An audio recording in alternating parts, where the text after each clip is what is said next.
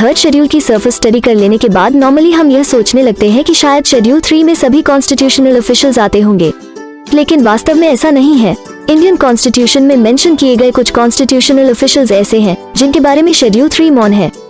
यद्यपि हम कभी डीपली जानने की यह कोशिश ही नहीं करते हैं कि ऐसे कॉन्स्टिट्यूशनल ऑफिशियल्स आखिर कौन कौन से हैं जिनको शेड्यूल 3 में डिस्क्राइब नहीं किया गया है।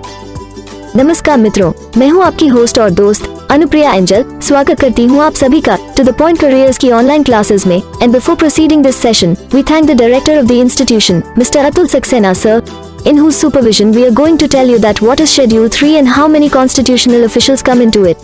तृतीय अनुसूची क्या है और इसमें कितने संवैधानिक पदाधिकारी आते हैं, और साथ ही हम चर्चा करेंगे शेड्यूल 3 से रिलेटेड उन सभी इम्पोर्टेंट फैक्टर्स की जिनके बारे में शायद ही आपने कभी स्टडी की होगी।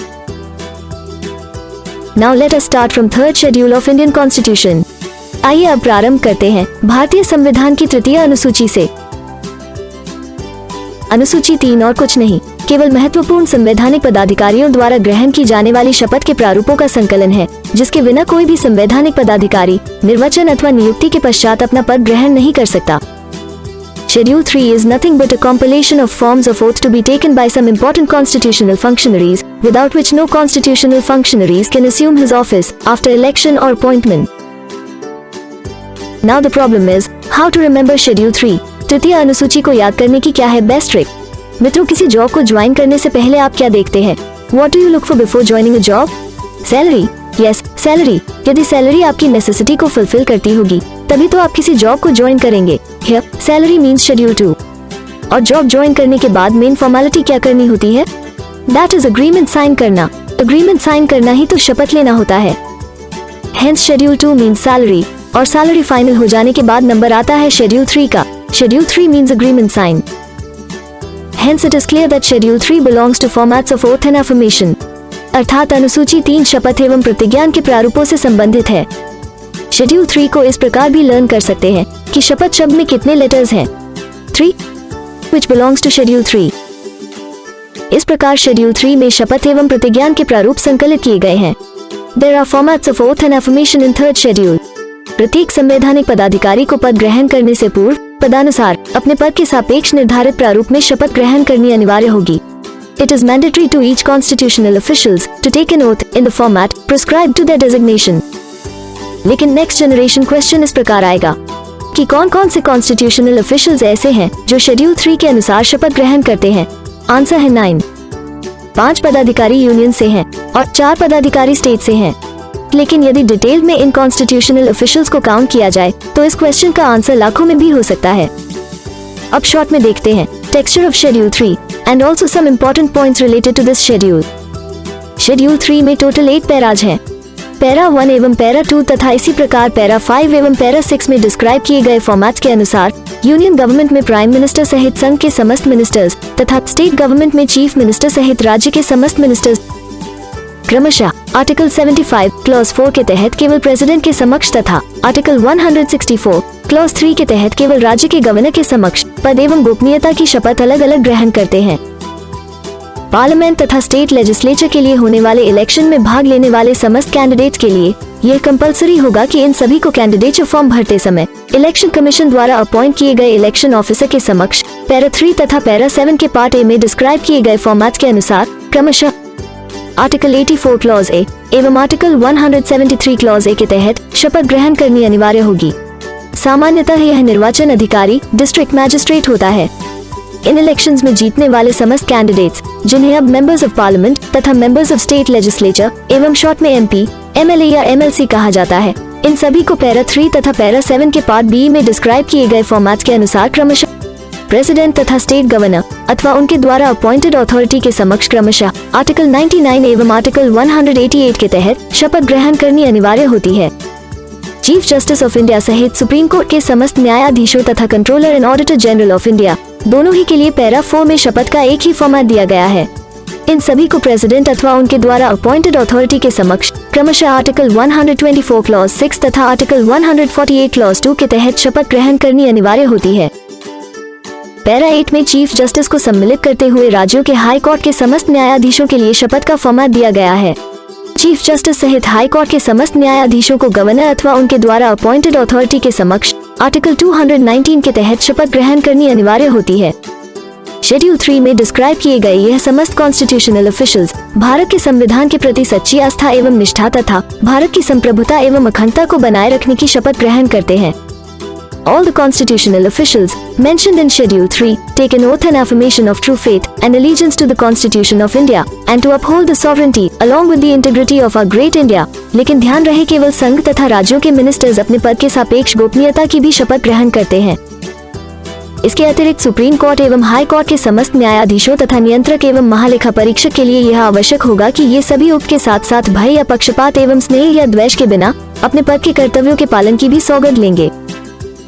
But the judges of the High Court and Supreme Court along with CAG of India, in addition to the above, undertake to perform the duties of their office without fear or favor in affection or malice. Now let's talk about these officials mentioned in the Constitution, for whom the format of oath and affirmation is not given in Schedule 3. अब बात करते हैं संविधान में वर्णित ऐसे पदाधिकारियों की जिनके लिए शपथ के प्रारूप शेड्यूल 3 में डिस्क्राइब नहीं किए गए हैं। यह तीनों कॉन्स्टिट्यूशनल ऑफिशियल्स हैं, प्रेसिडेंट, वाइस प्रेसिडेंट तथा स्टेट्स के गवर्नर्स। ध्यान रहे केवल प्रेसिडेंट तथा राज्यों के गवर्नर्स ही एकमात्र ऐसे कॉन्स्टिट्यूशनल ऑफिशियल्स होते हैं जो संविधान के परिरक्षण, संरक्षण एवं प्रतिरक्षण की शपथ ग्रहण करते हैं। Keep in mind that only the president and the governors of the states are the only constitutional officials who take the oath of preservation, protection and defend the constitution. This is a most important point to be remembered. President of India article 60 में describe किए गए format के अनुसार supreme court के chief justice के समक्ष, जबकि governor of states article 159 में डिस्क्राइब किए गए फॉर्मेट के अनुसार अपने राज्य के हाई कोर्ट के चीफ जस्टिस के समक्ष, अन्यथा उनके एब्सेंस में सुप्रीम कोर्ट या हाई कोर्ट के सीनियर मोस्ट जज के समक्ष शपथ ग्रहण करते हैं। भारत के वाइस प्रेसिडेंट आर्टिकल 69 में डिस्क्राइब किए गए फॉर्मेट के अनुसार प्रेसिडेंट अथवा उनके द्वारा अपॉइंटेड अथॉरिटी के समक्ष true faith and allegiance to constitution of India अर्थात भारत के संविधान के प्रति सच्ची आस्था एवं निष्ठा रखने की शपथ ग्रहण करते हैं। इस प्रकार शेड्यूल 3 में यूनियन से आने वाले कॉन्स्टिट्यूशनल ऑफिशियल्स हैं प्राइम मिनिस्टर सहित संघ के समस्त मंत्री, all union ministers including prime minister under article 75 clause 4, संसदीय चुनाव में भाग लेने वाले समस्त उम्मीदवार, all the candidates participating in parliamentary elections under article 84A, संसद के समस्त सदस्य अर्थात लोकसभा एवं राज्यसभा के समस्त सांसद, that is all members of parliament under article 99। ध्यान रहे लोकसभा एवं राज्यसभा के सदस्यों को सम्मिलित रूप से मेंबर ऑफ पार्लियामेंट एवं शॉर्ट फॉर्म में MP कहा जाता है। उन्हें अलग से member of house of people अथवा member of council of state नहीं कहा जाता।